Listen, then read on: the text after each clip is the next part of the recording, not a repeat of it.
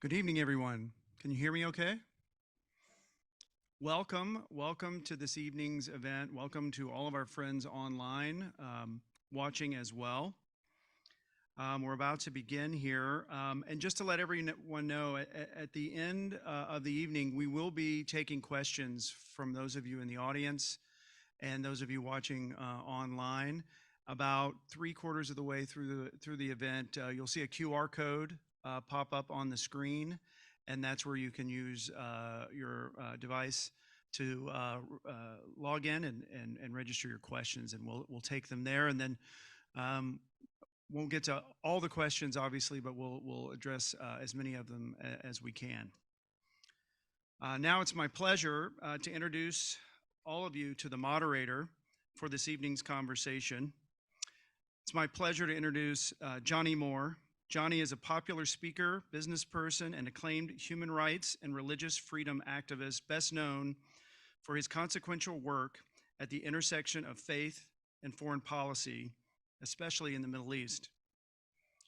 He's the president of JDA Worldwide and president of the Congress of Christian Leaders. Reverend Moore's many awards and honors include the Simon Wiesenthal Center's prestigious Medal of Valor.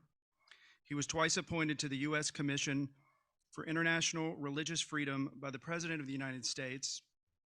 Reverend Moore's peacemaking work in the Middle East recently earned him the distinction of being one of the world's top 25 young visionaries by the Jerusalem Post. He's a founding member of the ADL's Task Force on Minorities in the Middle East, an advisory board member of the University of Haifa's Institute for Religious Studies, a fellow at the Townsend Institute for Leadership and Counseling at Concordia University, Irvine, and the vice chair of the board of the International Fellowship of Christians and Jews. His own academic research focuses on religious track 2 diplomacy in Arab and Israeli peacemaking. Please welcome a good friend of Pepperdine and a wonderful friend to me personally, Johnnie Moore.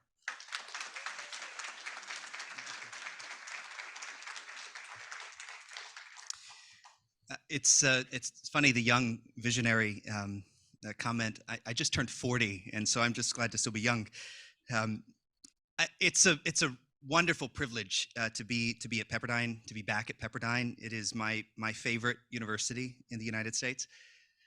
This President Speakers Series brings together distinguished scholars and thought leaders representing diverse points of view to examine topics and issues that face our communities in the world today. It seeks to inspire meaningful dialogue in the pursuit of truth. The series provides opportunities to cultivate an engaged and impassioned collective through civil discourse. That's what this series is about. And tonight's topic, on the challenges and opportunities of faith-based higher education institutions, that's the topic this evening, or as I'm going to summarize it to make it succinct: faith in higher education. This is a topic that has a long history in the United States of America. It took only 6 years for the Puritans to start the first university in the New World. That college at its heart emphasized the integration of knowledge and religious principles. The school was Harvard College, and it wasn't the exception. In the early 18th century, Yale was referring to itself, saying that its primary goal was that every student should consider the main end of his study to know God and to lead a godly, sober life. There were 9 original colleges in America, like Princeton, which was founded by the Presbyterians, Brown by the Baptist, Rutgers by the Dutch Reformed, Dartmouth by the Congregationalist. 6 of those 9 colleges were founded in the immediate aftermath of America's First Great Awakening, perhaps demonstrating a direct connection between early American vibrant faith and quality education. And the story of America isn't just a Christian story either. This is a country where religious freedom is enshrined in the first clause of the first sentence of the First Amendment of its Constitution. One profound example is expressed by George Washington himself in a letter to America's oldest Jewish congregation, where he wrote, "May the children of the stock of Abraham who dwell in this land continue to merit and enjoy the good will of other inhabitants, while everyone shall sit in safety under his own vine and fig tree, and there will be none to make him afraid. In fact, it was in that same letter that some of George Washington's most famous words appear. The government of the United States gives to bigotry no sanction. So while students at Harvard or Yale might require a professor of history, literature, or religion to explain to them the Hebrew Bible verses sketched in stone on their vestibules, that's not the case here. Faith is very much a part of the life of this university, America's highest ranked Protestant school, Pepperdine University, and also that of our guest of honor this evening, Rabbi Ari Berman, the 5th president of Yeshiva University, a university founded in 1886, a university which pioneered the concept of Torah Umada, bringing together a commitment to secular knowledge and Jewish religious knowledge. And since his investiture in 2017, Rabbi Berman has grounded Yeshiva University in its core Torah values. He's helped the institution grow exponentially. He's introduced over 20 new graduate degrees in fields from cybersecurity to health and STEM, established new academic centers from the Emil A. and Jenny Fish Center for Holocaust and Genocide Studies to the Rabbi Jonathan Sachs Herenstein Center for Values and Leadership. Most recently, Yeshiva University launched a new master's degree in Jewish studies for Christian students. And carrying on the legacy of Jewish thought, which has emerged from Yeshiva University among distinguished clergy scholars like Rabbi Joseph Soloveitchik and Rabbi Norman Lamb, whose memories are not only a blessing to Jews but non-Jews alike, Rabbi Berman is an active and erudite spokesperson for the Jewish community. He lectures worldwide. He writes extensively on Jewish thought, modern philosophy, trends in higher education, and he is our guest of honor tonight. Please join with me in welcoming to his inaugural visit to Pepperdine University, Rabbi Dr. Ari Berman.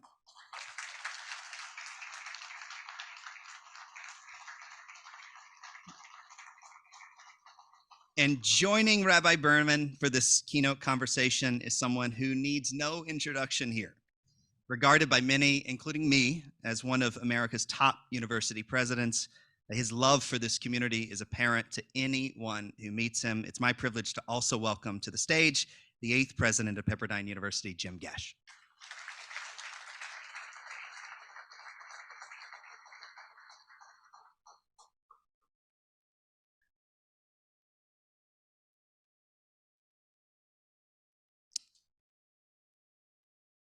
So gentlemen, tonight, we're here to discuss the challenges and the opportunities of faith-based higher education.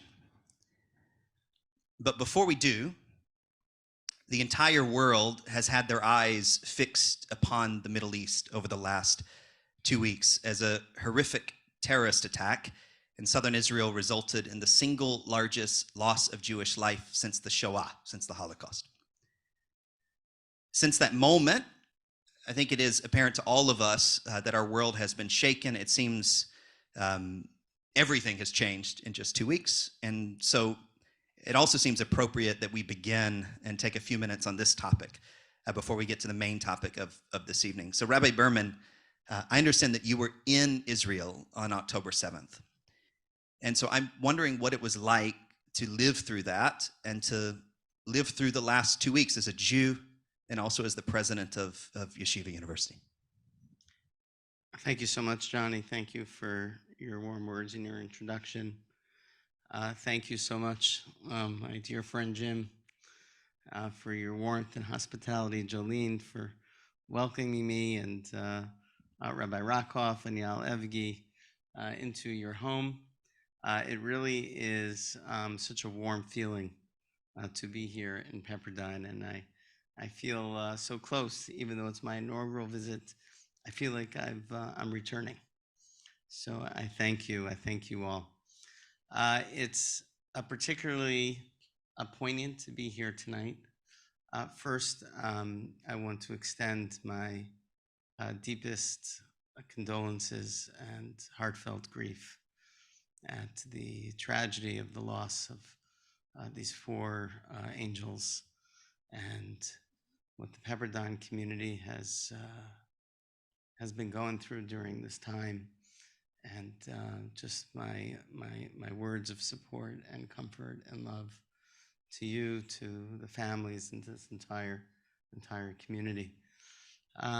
It's this, it's almost this spirit of solidarity and grief that I think very much touches upon the time period that we're in. So I was in Jerusalem on October 7th. I was in synagogue when we heard the siren go off, which indicated an aerial attack. And then we all had to run to a safe room, and then it happened a second time, then a third time, then a fourth time, and we knew that Jerusalem was under assault. I walked home from synagogue with my son. We're Sabbath observers, so we don't carry any electronics with us. And we met a friend, and somebody said to my son, you should really go get your phone. My son went back to the apartment, he got his phone, and we found out that he was called up to duty. My son is a reservist in a combat unit in Israel. And he got his clothes, and he took a bag with him, and then I sent my son off to war. I don't wish that experience on anyone. So the feeling of both, deep concern of what is presently happening right now, plus the enormous pain. My wife, who was in Israel, she stayed with, she didn't want to leave with my son in the army, and other children were there, volunteered to perform the last rites ritual that we have before burial for the victims in the South. They had to be taken care of. And she said that you can't imagine what happened. Meaning the state of you can't imagine the brutality of what happened, the inhumanity. So the enormous grief of living through the greatest atrocity that happened to the Jewish people since the Holocaust is certainly, heavily weighs upon us. So with the sense of grief, with the sense of concern currently, I would close by saying there's also a deep confidence, because we know that we will win, because God always wins. And there's a pasuk, there's a verse, Netzach Yisrael lo yishaker, that the eternity of the God of Israel does not lie and does not falter. And we know that what will happen in the future, we only pray that we reach that time as expeditiously, being comforted, knowing that we trust in God in wherever He takes us. And that is, deeply our greatest comfort at this moment.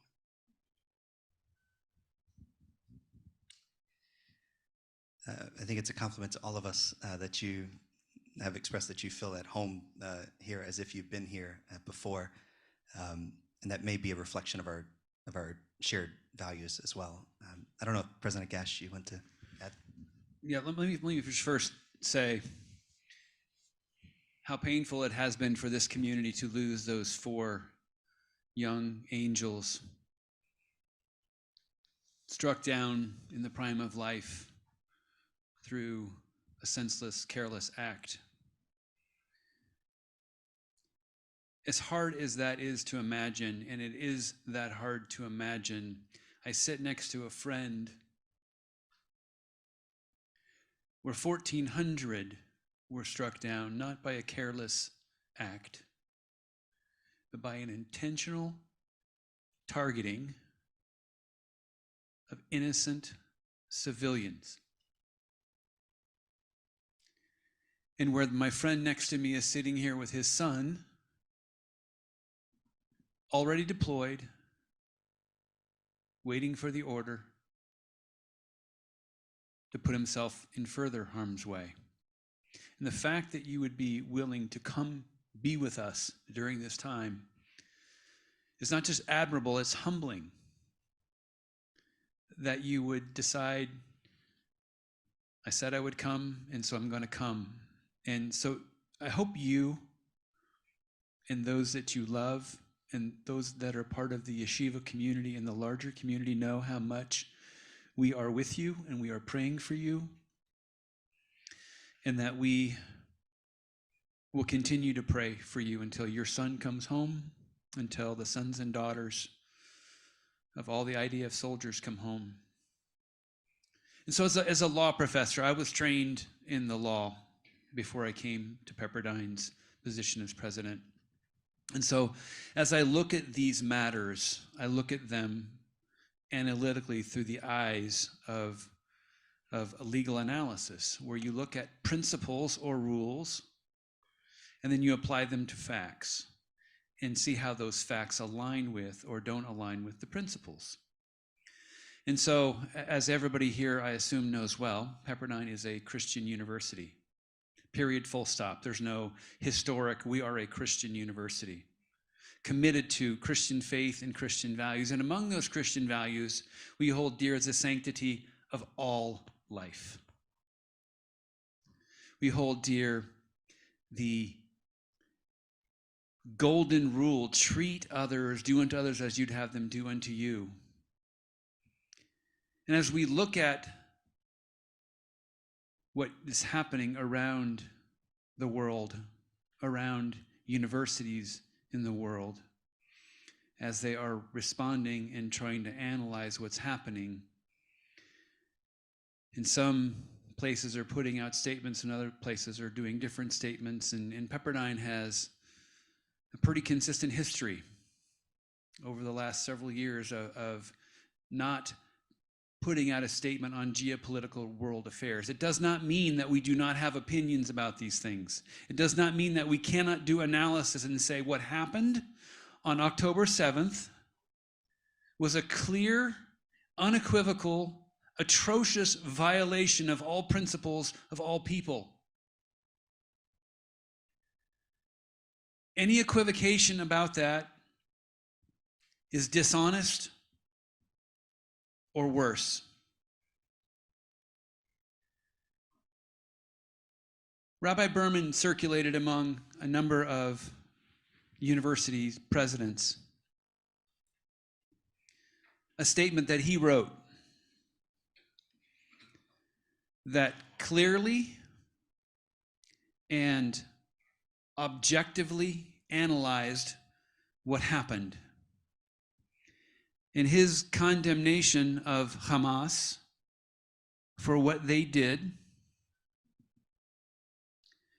the clear statement of standing with Israel and standing with the Palestinians who were under the cruel rule of Hamas, and standing with people of goodwill and moral character, was unequivocal.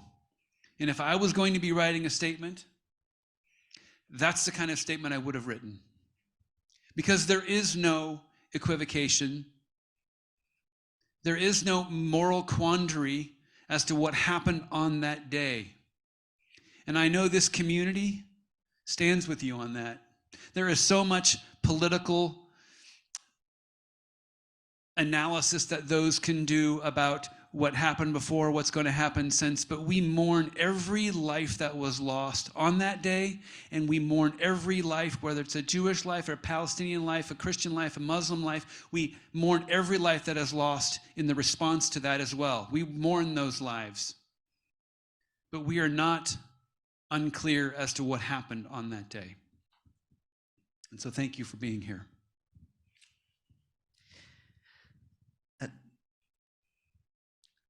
This evening's conversation is about the role of faith in higher education. I think we've just seen a demonstration of that just in the answers just now. But the two of you are each products of faith-based education, and maybe we should start there and start with you, Rabbi Berman.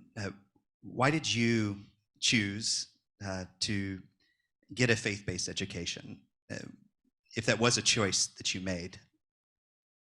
It's a great question. Certainly from my youth, this was understood and expected. I'll tell you a story. First, before I tell you a story, let me just thank Jim for his kind and heartfelt words and the truth that underlies it. And it's really deeply and much appreciated, as your friendship is, and I know it and feel it. So I was in Yeshiva University, and I was speaking to our students. They had a student leadership retreat. So I told them the following story. This was a year ago, that I was just in my parents' home in Jerusalem, and I brought back with me 2 pins. One pin it said Yeshiva University, Student Council President, and it said my father's name on it. And the other pin said Stern College, which is our women's college of Yeshiva University, and Stern College Student President, and it had my mother's name on it. And they actually met at Yeshiva University. They were set up by the president of Yeshiva University. So we've had deep roots at Yeshiva. I'll just tell you the postscript of the story is that 6 months later, I had a visit by 2 students who asked me if I'd give a blessing under their canopy, their wedding canopy. They met on that retreat. And they were so moved by my parents' story, they were inspired, and they asked me to deliver a blessing at the canopy. So I always knew I was coming to Yeshiva University. That really wasn't a question.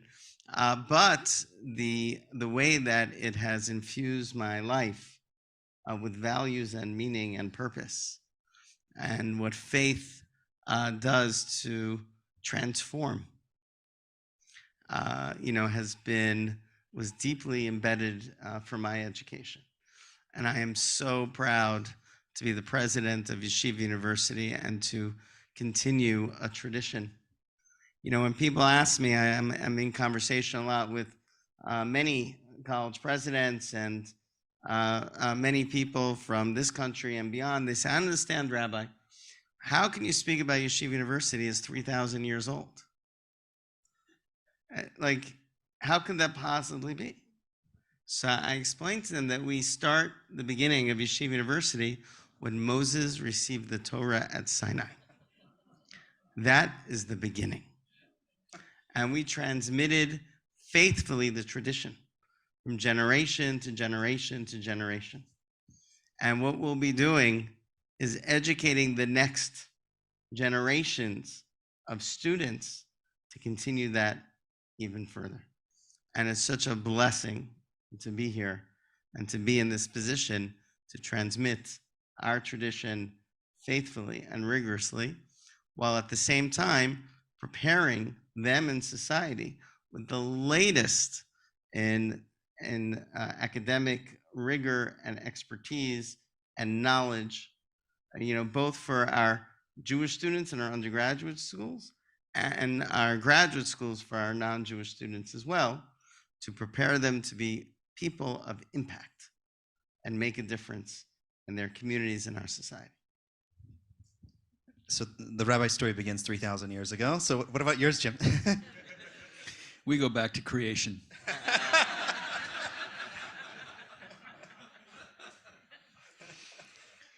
In the beginning was the Word, and the Word. Like Rabbi Berman, my parents went to Pepperdine. His went to Yeshiva. And everything changed. My mom's father had worked at Pepperdine prior to that. and her brothers had gone here. But my father didn't come from a place of faith when he arrived at Pepperdine, and everything changed here. He developed a deep and abiding faith in God while he was here, and so as us 4 kids were growing up, this Pepperdine was our school. That's where we were going to go. And yet, we were all athletes as well, and the sports that we played, Pepperdine didn't have. My brother was a pole vaulter, one of the best in the country, and ended up going to Stanford. I was a football player, and we don't have a football team here yet. No. So was my little brother. My little sister was a really good volleyball player, but she wasn't really, really good at volleyball. So my 3 siblings, my younger 2 siblings and I went to Abilene Christian University for faith-based higher education. We wanted to be at a place that prepared us for our vocation, but also did so in a community that valued what we valued. And the opportunity that I had to get to know professors and to be loved by them and known by them in classes that were small enough where they knew me and I knew them. And then the opportunity I had to finally get to Pepperdine for law school. I applied to one law school to go to law school. I loved every moment of my legal education here and made it my goal while I was here to be a professor at Pepperdine Law School because of the men and women who were the faculty members. And I know that's true for so many of our faculty members now who are faculty members because when they were students here, the impact that their professors who came from deep faith had on them. And so when I had the opportunity to take the baton from my predecessor, Andy Benton, it's kind of interesting. We're 87 years old and I'm the 8th. You guys are 100 and something year old and you're the 5th. You've got a long journey ahead of you, my friend, if you're going to keep up. There's a story behind that, but yeah. So yeah, just my kids all came to Pepperdine because they wanted to be at a place that shared their values and cared about them as individuals and gave them opportunities like very few places do to study abroad. And maybe we'll talk about that later, but we've got campuses all over the world where our students go out and be among the people around the globe and become global citizens and learn what God's creation all around the world looks like, not just here in Malibu or in the United States. I think people in communities of faith understand, learning and faith and education is a part of the religious experience. But I think a lot of people outside of Christian institutions or Jewish institutions sometimes find it strange. What is the difference between going to a religious school versus a non-religious school? Like, does faith come first? Does academics come first? Like, how do you explain to people that don't understand, what the difference is? Why do people choose this path? It's so, when we talk about yeshiva, I always talk about it's deeply rooted and forward-focused. And the deeply rooted part transforms. It's because we're deeply rooted that we can be forward-focused. The rabbis say that a tree that has deep roots does not overturn in torrents and storms. And the stability that one has and the ability to draw the nourishment from one's tradition to enable a life of productivity and creativity, which is a blessing, not just to themselves and their community, but to the broader society. I mean, that's what we do. And we're doing this, our students walk with a greater sense of purpose. Jim spoke about athletics. So we have at Yeshiva a very robust athletic department. And a couple of years ago, actually, our basketball team was renowned because we played Division III, and they were #1 in the country. They actually were at a 50-game winning streak. And it was on all the channels, the ESPN, New York Times, they all wanted to cover Yeshiva University. The Jews were winning in basketball. We had an international media attention. It was remarkable. People were waiting online to get into our arena. And we begin every game by singing 2 national anthems, the Star Spangled Banner and Hatikva for the state of Israel. And you have playing on the court students who weren't just the first in scoring, but also were the first in helping an opponent off the floor when they fell. That they were playing with the kinds of sportsmanship and character that we view and that we inspire. And they were doing all of this while they have a dual curriculum. At Yeshiva, every single undergraduate student studies Torah, has Torah studies during the day, and then academic studies. Their days are so packed. Most of them, after they finish their academic studies, then return to the house of study, no credit, on their own to spend many more hours studying Torah. In all of this, the basketball team has to wake up at like 5 in the morning in order for them to practice and be able to go to prayers 3 times a day and continue the rigorous schedule that is Yeshiva University. But what inspires them is that they know that when you play for Yeshiva University, you're not just playing for a school, you're playing for a people. And that sense of purpose, that when they're on the court, that they're actually there to sanctify God's name, is true for every graduate in whatever court they play. Whether it's the court of law, whether it's in their boardroom or cubicle, every place they go, their goal is to sanctify God's name in the world.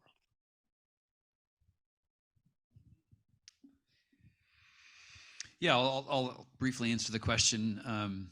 Our basketball players practice a little bit later than 5 a.m.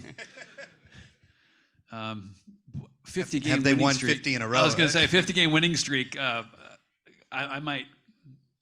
There's a lot I would do for a 50-game winning streak. I'll just put it that way, for a 50-game winning streak. I don't really have a basis to compare firsthand what it's like to be at a secular school versus a Christian school, though, as I mentioned, my older brother went to Stanford. We were quite close. We lived near there, and so I spent a fair bit of time with him during his time there. And while it was an incredible academic experience, it was very different than what we seek to have here at Pepperdine in terms of what values that we have. The question of is it faith first, is it academics first? I think at Pepperdine we would probably answer the question yes. You know, we're seeking to be the premier Christian university in the world. That's what we're seeking to be. And we're not seeking to be a Bible college. We're not seeking to be a secular academic institution. One way one could look at it is we are an excellent elite academic institution on a faith foundation, set on a faith foundation, an immovable faith foundation. I love the way you said deeply rooted. We often say firmly rooted. Our roots go deep in faith, and that matters to us greatly. You cannot become a tenure or tenure-track faculty member at Pepperdine without being an active member of a community of faith, period. That's what we require. They don't have to be Christian. We have several faculty members who aren't Christian, but they are an active member of a community of faith, and they make us better as a Christian institution. The depth of conversation, the commitment that they make to students who are from their faith traditions to support them. So I can't conceive of working anywhere else than in a faith-based institution. I can't conceive of going through what we went through as a community for the last 10 days without being in a faith community, to walk together, to pray together, to cry together, to call out to God together, to look to the future with hope together, because we know this isn't the end. So that's, I think, how one can look at the differences between our communities, higher education communities, and others who don't claim a creator and a God that we trust. Rabbi, how does the Judaism influence the way you balance secular knowledge and religious knowledge? How do you integrate these? You know, for us, it's essential that our core Torah values impact everything that we do. So I speak about at Yeshiva 5 core Torah values. The first is truth, is emet, is that we seek truth. And I'll just go through them quickly, but go back to truth as the basis. It's seek truth. It's live your potential, the infinite human worth of each person. Is live your values. We don't just study it, we bring it out into the world. It's act with compassion and bring redemption to others. I mean, this is our core Torah values. And everything that we do is inspired by the values that start from Sinai. The values of, for example, of seeking truth, which is the core of the academic enterprise. And what we found is how faith enables one to even believe in truth. And this period of time is actually a great expression of the importance. You know, I haven't seen this till these past 2 weeks. The way that relativism has removed the ability of university leadership from issuing truth statements. So we, as Jim mentioned, I have been speaking to presidents around the country now about issuing a simple statement about the fact that Hamas is a terrorist organization. Not just the one atrocity that they did. Their stated goal is to destroy the Jewish state and kill all the Jews. So it should be pretty easy to start every conversation by saying Hamas is a terrorist organization and that the Palestinians are not represented by Hamas. They're in fact harmed by Hamas. Very basic. And the idea that university leadership cannot say, as Jim just spoke about, they cannot say the words because they believe that the purpose of a university as a bastion of freedom of speech is to host conversations, not to be the conveyors of truth, not to teach the students the truth, not to base the conversation on truth, to be a host of a conversation. And what I explained to them is that in order to have a conversation like any moderator or mediator would know, you need to set some ground rules first. You can't invite somebody who is pro-genocide and who's seeking to destroy your people into the room and say, okay, now have a conversation. Like, you have to make it clear. But the idea that universities can't convey truth underlies and hurts their ability to govern and to conduct and drive their students to live moral, productive lives. So I think we're seeing right now, you know, the way that our religious values affect our worldview. Now, I'm happy to share that I have met true leaders in the world of higher education, and it's not just what the news stories are saying. And we've now over 100 college presidents, university presidents, who've signed up to the statement all around the country, from California, Texas, Florida, North, South, East, and West. So this idea doesn't need to corrode our higher education. It just needs a clarity that the mission statement of a university, as all of their banners actually declare, is part of it, is truth as an undergirding for the whole enterprise. So that is one example where I think faith-based universities can remind all universities how essential this is to undergird the whole enterprise of what we're trying to accomplish. Are there disadvantages to faith-based education? I'll let Jim talk about that. I'll answer that question, but let me follow up and just say, I'll just add a concurring opinion. Those of you who know Pepperdine know that we have a Pepperdine Affirms statement, and one of those statements says, truth, having nothing to fear from investigation, should be pursued relentlessly in all disciplines. And so we are absolutely committed with you, Rabbi Berman, to the seeking of truth. And that seeking of truth doesn't always come from point A to point B. It can come through dialogue that is pointed and sometimes unreflective. But what needs to happen is what Supreme Court Justice Louis Brandeis said: the best remedy for bad speech is more speech, not silencing the bad speech. Now, there's a lot of instincts within me that would like to silence bad speech when I see it.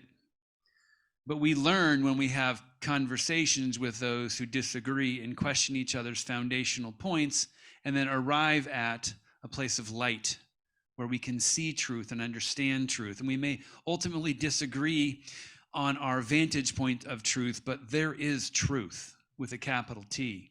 We may not be able to see it clearly, and we believe that as an institution. We also, as an institution, believe in radical hospitality. The provost before the previous provost, so 3 provosts ago, Darrell Tippins used to say, the best test of how Christian of a university we are is how welcome non-Christians feel. That's the test of whether we're living out our faith, is welcoming those who don't share our faith commitment. And one thing that I am thrilled to see continuing at our law school is during the holiday of Sukkot, we have a sukkah on campus for our Jewish students who are Orthodox to be able to continue to do what they're doing, but also to observe their holiday here on this campus. And that's critically important to us, to be welcoming to those who disagree. But it's also critically important for us to tell the truth and respond to bad speech with more speech. And sometimes that isn't as easy as we're seeing throughout college campuses around the country right now. Now, in terms of disadvantages of a faith-based... I was wondering if you're going to get back around to it. I'm going to get there. It's going to be a short answer. I think there are those who would look at faith-based higher education and say, you know what, if you really want to maximize the probability of getting the most elite job possible, there's a handful of schools to go to for that. And so a disadvantage of going to Pepperdine or to Yeshiva, at least in theory, would be the Wall Street firms, the white shoe law firms, etc., conceivably would be less open to you. And yet, 98% or more of Supreme Court law clerks, those who reach the pinnacle of post-law school job, the height of the job, 98% of them come from a small group of schools. 3 of them have come from Pepperdine.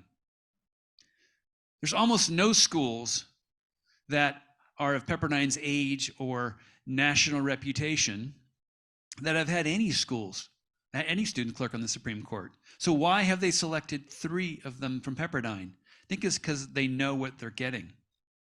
They know they're getting people who are highly educated by excellent faculty members and people who also believe in truth and are going to operate with integrity. You look at Congress right now. You know, of the 435 members of the House, 3 of them are from Pepperdine. There's not very many schools, and on both sides of the aisle, not very many schools that would be able to say that. And so the idea of, yeah, there's disadvantages, I think they're more hypothetical than real. And I can't conceive of, I mean, we gave our children the opportunity to go wherever they wanted, but they chose to come to Pepperdine because they see the advantages, and I think they see clearly the advantages far outweigh the disadvantages, to have professors who know you, who care about you. Right now, schools like Yeshiva and Pepperdine have been greatly punished by the U.S. News and World Report by saying the size of the class doesn't matter anymore. They used to count how many classes were under 20 and how many were above 50.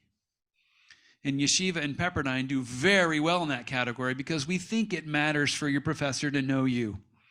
We have very few classes in here. And now, all of a sudden, it is no longer part of the analysis. And as a result, both of our schools were dropped in the rankings. And so, yes, there's disadvantages. And I'll just say one last thing, affordability. It's tough because the way to do education, the way we do education, is expensive. We could fill up this room and say every class has 350 people in here. And we would need one professor instead of 20 to teach that group of people. And that one professor would not know their names, would not know their family members, would not have any relationship with them, would not be blessing their marriages, would not be performing their marriage ceremonies. It would be a much cheaper way of doing education. It's not worth the cost savings. The way we do it is because we care every single student is of infinite dignity and is a child of God and deserves our attention. And so there's a disadvantage there of doing higher education in the way that values students, the way Yeshiva and Pepperdine does. That's really said so nicely, Jim. That was amazing. Next week, the rabbi is going to be speaking to people, and he's going to be. That was amazing, and so true. That as one of our core values is infinite human worth, and it expresses itself in the student-faculty ratio, and that our rabbis and teachers are your research professors, meaning there's no TA. They're working directly, that they're going to write your recommendation. You'll know them personally, and you'll have a relationship with them all throughout your life. And they won't just help you find a job, but they'll be at your wedding canopy. And that's a fundamental difference. But it is true, as the president of the university, the affordability and the need for scholarship, becomes part of the enterprise as an essential. If this is the type of university experience which is so necessary for our community to build on, then the need for donors and benefactors to be part of that becomes all the more essential. Can I just say one more thing, though? It's very important because it's a question that's on my mind now. As I'm speaking to college presidents around the country and seeing that anti-Semitism is real, and the tinderbox that is college campuses on many, not all, not even most, but on a number of colleges. And the idea that the answer of bad speech is more speech, I think is challenged when it comes to hate speech. And that is one of the fundamental questions that universities are dealing with now, which is hate speech and leading to violence. And I can tell you that the fear is real. So how universities govern that without, and I believe that the necessary start is truth, actually. The necessary start is to make clear the boundaries, is one of the challenges of higher education that we're seeing play itself out in the world. And I'll just say one of the few statements that we have on our website is against hate speech. Right. Yeah. We'll have a few minutes at the end for your questions. Okay, so here's how we're doing that. A QR code will come up on the screen momentarily. You can grab your phone. If you have a question, you could send it in on the QR code. And I see a lot of activity already, so maybe I need to save a few more minutes for the questions at the end. But you can do that while I ask the next question. And I have multiple questions now after everything you just said. Maybe a short answer to this one, and then we'll go to another one.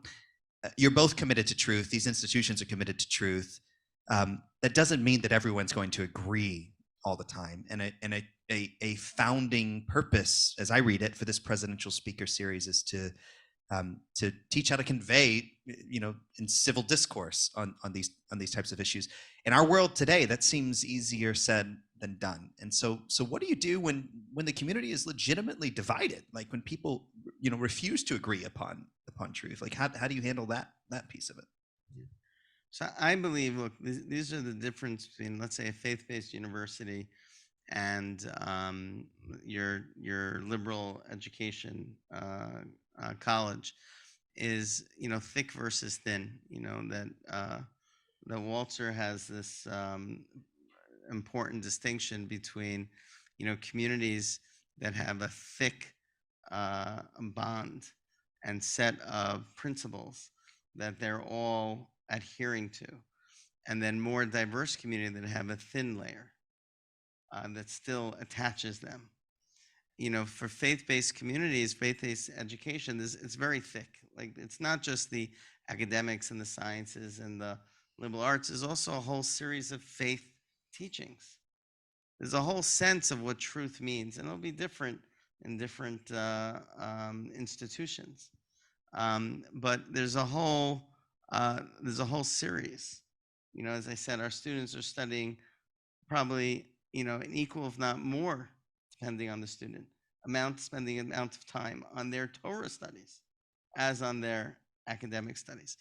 But when it comes to other institutions, you still need that thin layer. You still need something that is bonding them. And while it's true that in most cases you can argue, there's sometimes where the truth is unequivocal.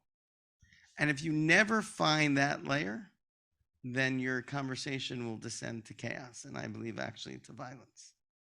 So you actually need a layer about the preciousness.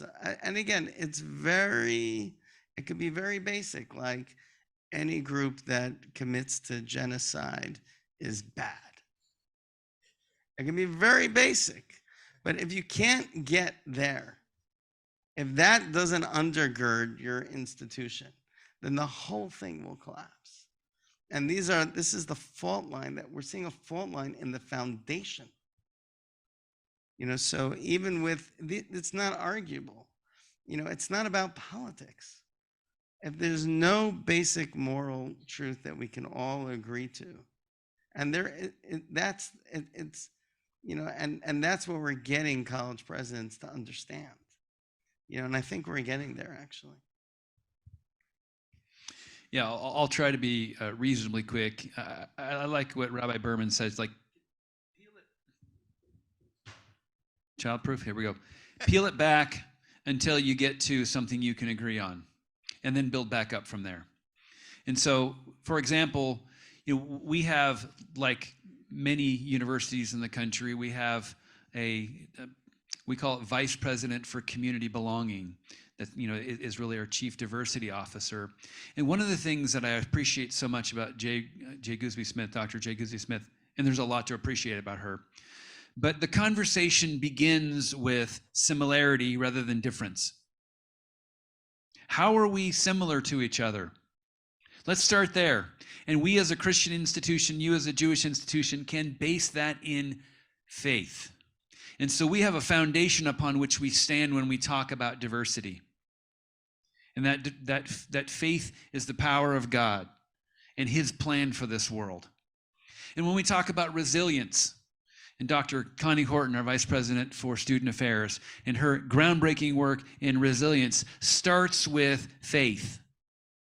If you're trying to build up your mental health capability, your ability to withstand failure, put your feet into faith and then stand from there. And every aspect of what we do is grounded in faith. And so if we can start with how we're similar and work up rather than start with how we disagree and work down, then we're going to be a whole lot better off. So many institutions began as religious institutions. I mentioned some of them at the very very beginning here, and I'm pretty sure most of those institutions would not be referred to as faith-based institutions anymore. And so, Jim, I'll start with you on this. Why do you think this happens? And is it an inevitable, natural cycle that religious institutions just eventually blend in with everyone else? Is it just has to happen? Because it seems to have happened to almost all of them. Yeah, I will say it's a natural cycle. It is not an inevitable one. And what I've not done the research, but I've read it. And if you're looking to understand how faith-based institutions secularized and did so in mass quantities, then read James Birchall's Dying of the Light. Dying of the Light. And what he talks about is there's a truism in American higher education that there's not a single university from the beginning of the Republic that has maintained its faith commitment unless one of two things was true. Either that institution has a statement of faith that all of the leaders and the faculty members and often the students have to sign, or, and that's not Pepperdine, we're non-creedal.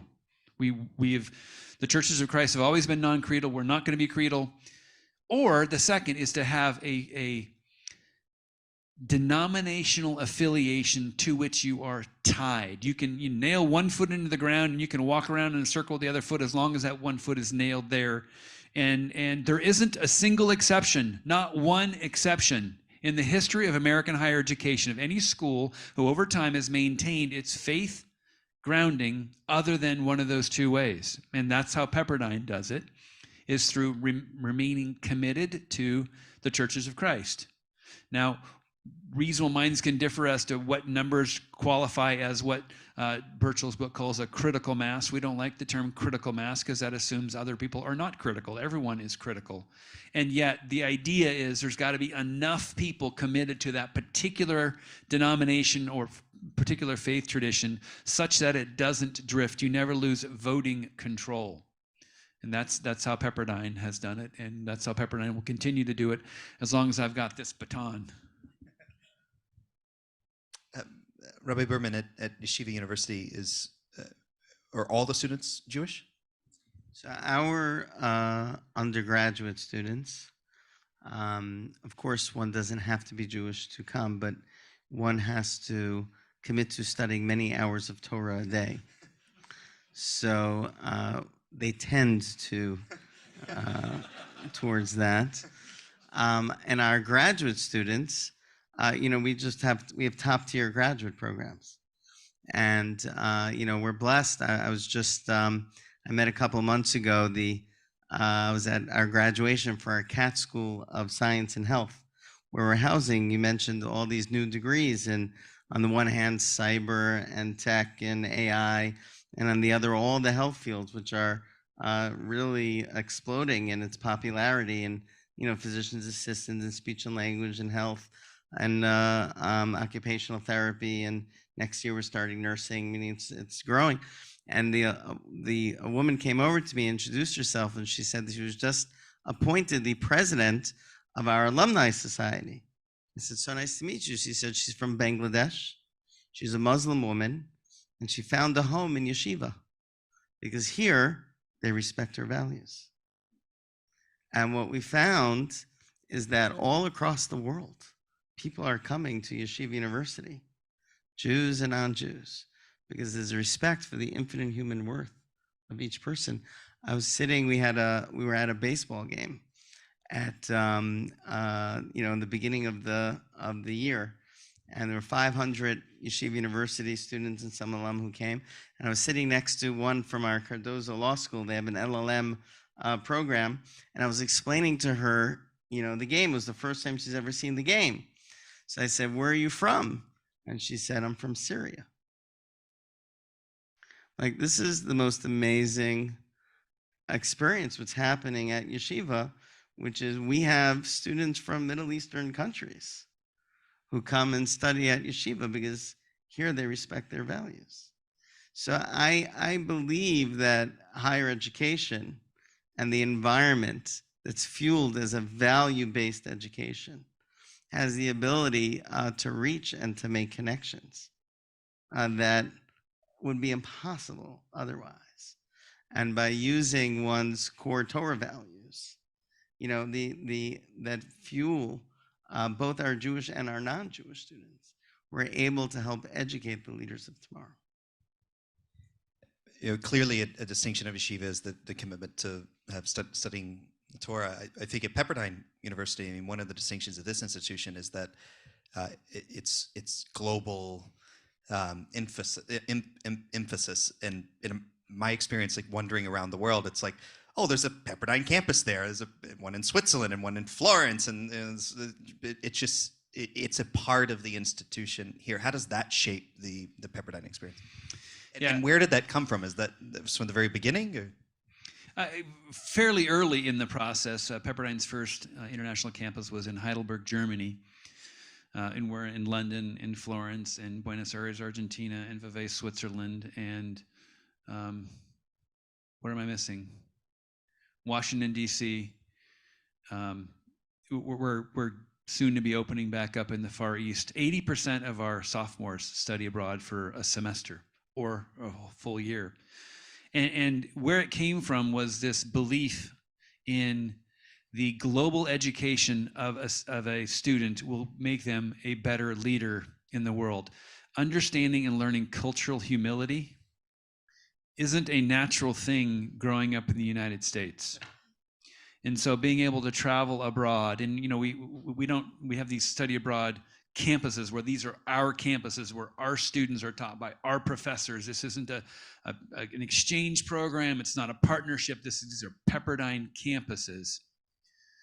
And yet they go into the communities and they travel. And then we have programs where our law school's Global Justice Institute, our Studio Global Justice Institute, has students in prisons all over Africa, helping them deliver due process to their people, embedded within the judiciary. We just signed today with our Pepperdine Center for Faith and the Common Good, a kind of sole researcher for Prison Fellowship International for all of their faith-based rehabilitation program analysis.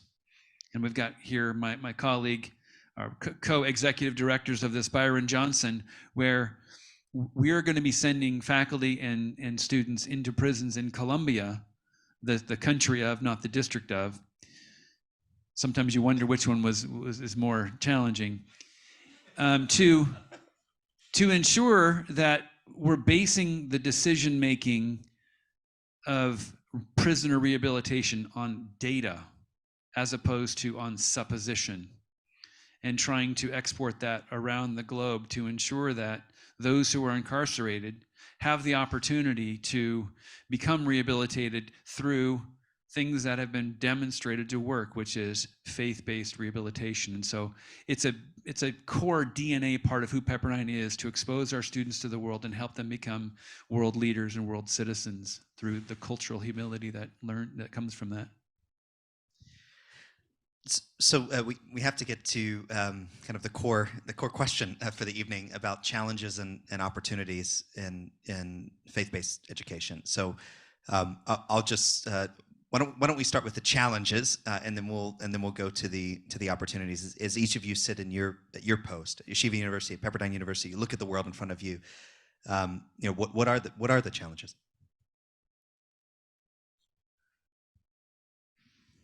I think Jim actually summarized it well before.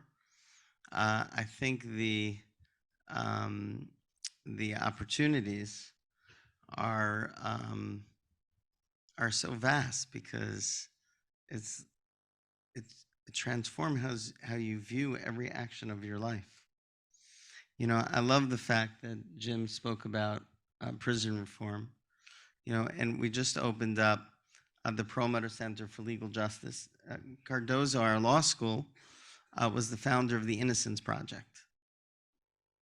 So we've just opened up, in addition, we have of the Innocence Project, there's now the Lori and Ike Perlmutter Center for Legal Justice, which uses science to free prisoners or free people who are falsely imprisoned. We have a clinic at Cardozo that has our students go into death row to advocate for the prisoners who are being mistreated on death row. And I think this actually, to me, is one of the most telling elements of the character of our institution, because it's one thing to rally behind people who are actually innocent, but these people are guilty.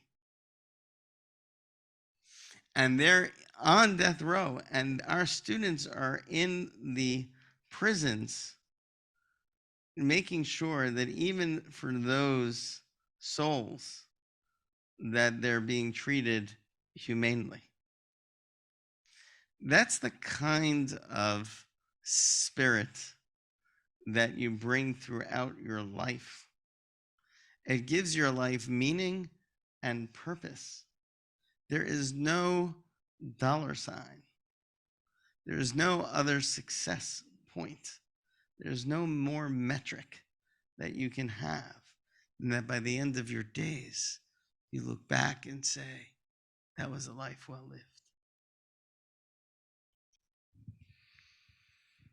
Beautifully said. One of the challenges of faith-based higher education is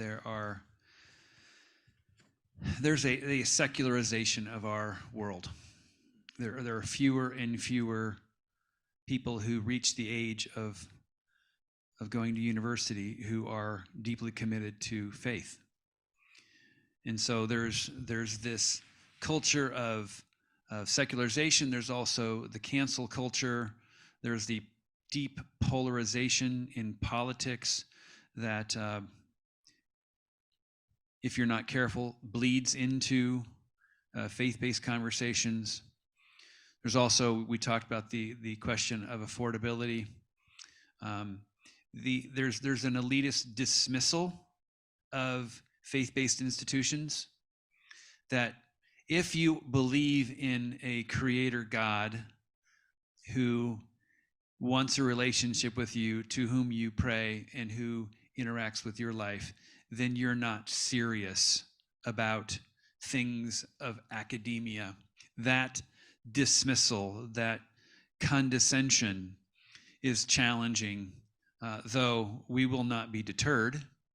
It's just a part of life. You know, you look at the reputational rankings in the U.S. News and World Report, and you see a clear and demonstrable bias against faith-based institutions and reputation. It's just everything else, same quality of students, are higher publications, and then it's the reputational sneering against faith-based institutions, and fine. I don't actually care what you think. And yet the rankings cause people to make decisions based upon where they think the opportunities will be. And so that there's a challenge there. It's so interesting hearing it, because our whole undergraduate enterprise, it's so different in that our feeder schools are, like, as I said, when I grew up, I always knew I was going to Yeshiva University. It wasn't really a question. And we are so full, we're so at capacity, and we have a wait list now that's longer than we've ever had before. And now, due to this very unfortunate situation, it's the demand is of Jews just not feeling safe in other colleges, you know, is forcing us to try to create new infrastructure. They're welcome here. There you go. Good. We need places. Whoever thought that this would be the case, you know, that a safe haven would be necessary. But we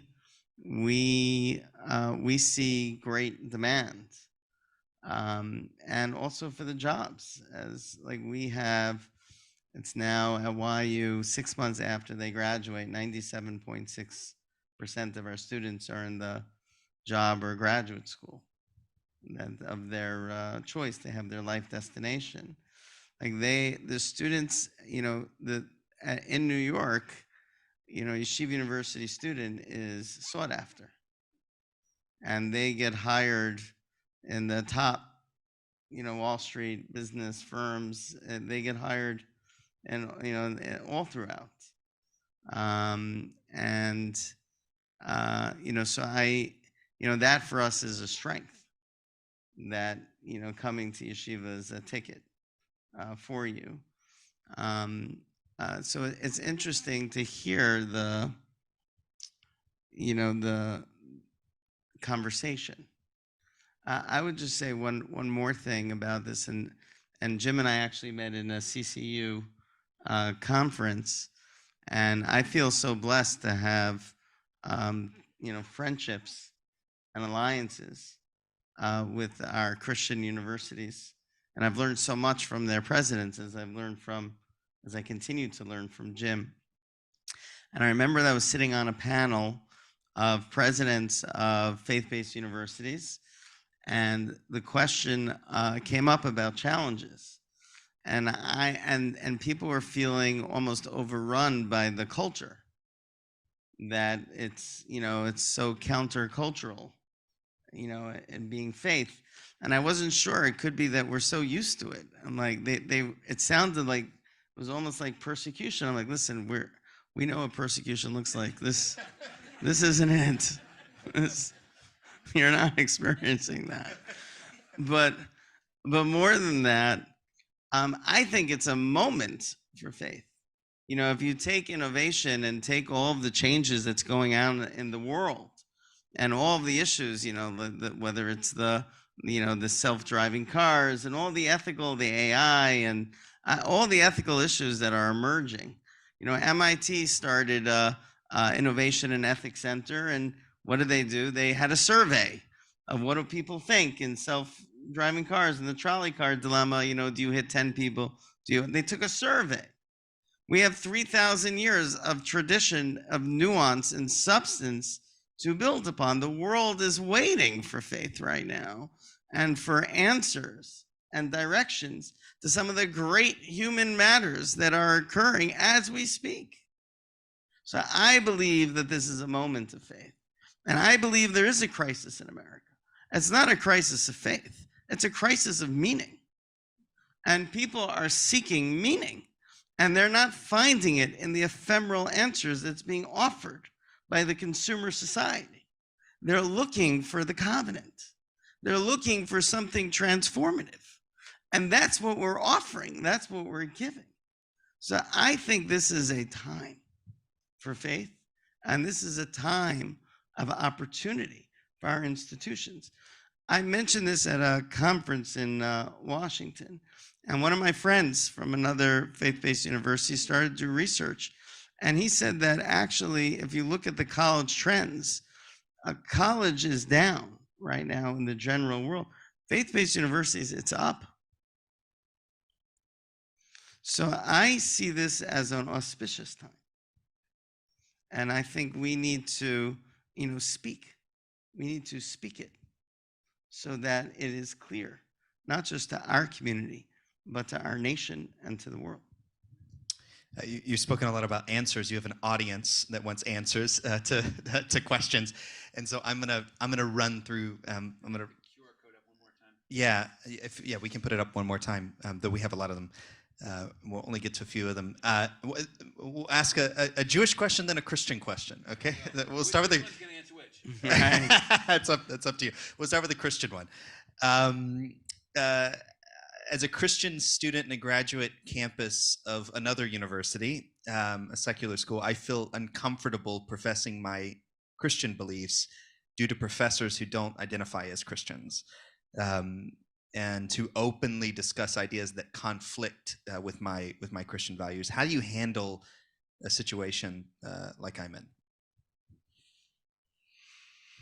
I haven't been in your situation, but I will say that let me just offer you words of encouragement. As Rabbi Berman said, the persecution that we have felt as Christians in this country pales in comparison to what he and his community have had for a lot longer than we have. And yet they speak truth. And that truth doesn't always come with bouquets or candy or accolades. It comes with persecution, but it also comes with a sense of obedience to your Maker. And the Bible says that, you will have trouble in this world, but fear not, I have overcome the world. And so it's easy for me to say, sitting here as a president of Christian University, just buck up and say what you're thinking. But I will tell you that I will be praying for whoever it is, that you have the courage to do that, and that you will find people who will listen to you and who will give you the opportunity to be heard, and that you will feel like that you are emboldened to speak truth, even though truth isn't accepted. Truth is. And so I encourage you to speak it. But I don't say that as someone who has walked your journey, as someone who has been in Christian higher education my entire educational career, and both as a student and as a professor. Rabbi, do you have any advice for the Christian? Or transfer to Pepperdine. That's the easier Right. thing. It's much easier. What we teach our students is to, it's not just to be proud of who they are, but that is part of their mission. When they are kind and honest and decent, that they're not just living their life, but they're doing something greater. And they're living with purpose, and they're sanctifying God's name. So there's a higher calling wherever one is. So we encourage our students to speak their values publicly. We've said this very clearly up until these past 2 weeks, I have to say. We have Jewish students who are afraid. Physically. So I don't know yet what to say from these past 2 weeks.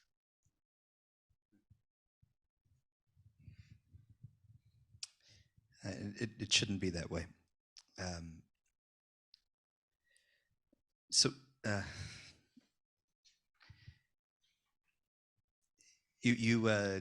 When you look back at history, you look at events like the Holocaust and these sorts of things, and you sit in your history class and you sit with your professors and you ask yourself, how do these things happen, right? And it does seem like in front of our eyes, in living color, this is how things decelerate, or accelerate, rather. And so it just gives me personal pain. I think a lot of us that we're looking at this the current rise in anti-Semitism, which is startling. Can I just say on that, and I really appreciate that, Johnny. And I'm telling people, Jewish people right now are triggered and thinking back on the Holocaust. There's no question. And people have said to me what you just said, that this is what it must have looked like in the 1920s and early 1930s. And that's why I can't tell you how important it is for the Jewish people to understand that they're not alone right now. And some of the greatest inspirational conversations that I've had in my life have happened the past couple of weeks. I spoke to one college president from faith-based HBCU. And she said to me, Ari, she said, the Jewish people, in the Bible, the Jewish people are successful when Moses holds up his hands. But who holds up Moses' hands? It's Aaron and Hur. We're your Aaron and Hur. You can lean on us. We will support you. And I think that, and that is what is part of what is driving my efforts right now, which is to show the country, what is the right direction to take, but it's to show the Jewish people that we're in a different place, and but we need to gather the angels, and we need to stand together and make sure that it doesn't happen, because we can do that. You set up the next question, actually, the Jewish question, which is Yeshiva University is from a particular Jewish tradition. So what do what role does Yeshiva play to the broader Jewish community? Reformed and conservative and Orthodox and all across the board. How do you view your role in that? Yeah. No, we are. I feel as the president of the nation's leading Jewish university that all Jewish students are our students, and that is why they won't be able to do on their campus. We're not going to allow it, and we're going to be calling use all of our partners and allies, and they're all our souls. And that sense of responsibility is what drives me. And thank God we live in a time where we have partners and good people standing side by side with us. So I certainly see yeshiva as an exceptional place right now. I mentioned basketball. This actually one of the first experiences when we started winning, and we went to the NCAA tournament. The first game was it was someplace far in Pennsylvania, and it was on a Friday afternoon. So it was impossible for people to drive from Yeshiva to go there. We're Sabbath observers. We wouldn't be able to go. And the basketball team goes, and the whole stands are filled with MAC fans, with Yeshiva University fans. And they turn to him and they say, who are you? And they say, we're from the local Reform Temple, and we're here to support our team, Yeshiva University. And that's the sense, is that when Yeshiva wins, the Jewish people win. And I can tell you, when the Jewish people win, the whole world wins. So that is the spirit that animates us deeply. There was a powerful moment when we were having dinner just before this event where Rabbi, you started talking about light. And I didn't know if you wanted to reflect on that as we... I so do. I'm so happy you brought that up, John. I got this great medallion about light, and then I saw it all over this campus. And I have to say that this is the image that I've been thinking about these past 2 weeks. Inspired by Martin Luther King, that only light drives out darkness, and only love drives out hate. When God created the world, the Jews throughout the world started reading Genesis a couple of weeks ago. Each Shabbat, each Sabbath, we read a different portion of the Torah. So we started Genesis just a couple of weeks ago.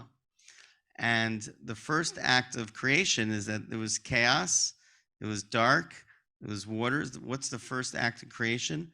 And God said, let there be light, and there was light. And what I pointed out, and I said this, it was on CNBC, on Squawk Box, it was like this business show, and I started telling him about Torah. And I said, and God said, let there be light. That you have to speak it. It doesn't just happen. You have to speak it, and you have to articulate it, and then there will be light. And then you could differentiate the light from the darkness. And each person, and I love seeing this on your walls, each person is a light unto the world. And you have to speak that light, and the world will see it. Evil cannot bear the light of the truth. It cannot bear it. And that's why I know that Netzach Yisrael lo yishaker. I know what the end will be. You know, and this, I couldn't think of a better, more fitting expression for us and for our country at this moment than being the light to light up the chaos and bringing truth into the world. Amen. I think we all are leaving this conversation with inspired, challenged, things to keep an eye on. I think a good excuse to lose the inferiority complex about faith-based education, an incredible future. Jim, I'll give you the last word, but before I do, I'm just noticing, aside from so many of the university leadership here, all the people that are watching online, I've noticed a number of interesting people in the crowd. I see Archbishop Joseph D'Souza, who leads the All India Christian Council, who's visiting from Hyderabad. I see Omar Kudrat, who leads the Muslim Coalition for America, and Afghan American Gia Shakon, who leads an organization that stands up for persecuted Christians. And then the very good friend and inspiration to me, the Associate Dean of the Simon Wiesenthal Center, the Chair of the U.S. Commission for International Religious Freedom, Rabbi Abraham Cooper, is here. So I just wanted to welcome them also for coming this evening. And President Gash, this is your house, and so you get the final word. My final word is just a word of gratitude. First of all, to you, Johnnie, for coming out. For those of you who only met Johnnie Moore for the first time tonight, I hope it's available online, but his testimony before the European Union Parliament 2 weeks ago was powerful truth that needs to be heard. For your friendship, Johnnie, and for your deft leading of this difficult conversation and all that you've done for Pepperdine over the time that I've known you as one of our valued public relations consultants. Gratitude for all of you for coming to spend this evening talking about faith-based higher education and the challenge that our world is facing right now. But my deepest debt of gratitude is to you, Rabbi Berman. And please know that I'm confident that everybody in this room is going to be praying for you and your son tonight, and for the sons and the daughters of every member of the IDF that is in harm's way right now, and every member in that region who is in harm's way right now, that God would protect them and keep them, and that this would come to a resolution at a time where Jews and Muslims and Palestinians and Israelis and Christians and everyone in the world will stand in solidarity for truth. And in the Christian Bible, in Revelation 7, where we're standing with one voice singing, every tongue, every tribe, every nation singing with one voice to God and glorifying his name. And what you do at your institution is just that. You glorify God's name. You train young men and women to be leaders to glorify God's name, and we share that in common with you. And I want to say that this institution at Pepperdine is now a better institution for having you as a dear friend. And so God bless you, and God bless you all. Thank you for coming this evening, and stay tuned for the next opportunity to be involved in the President's Speaker Series, which is coming in a couple weeks. Richard Haas, former head of Council for Foreign Relations, in a couple weeks. So thank you for coming. God bless you.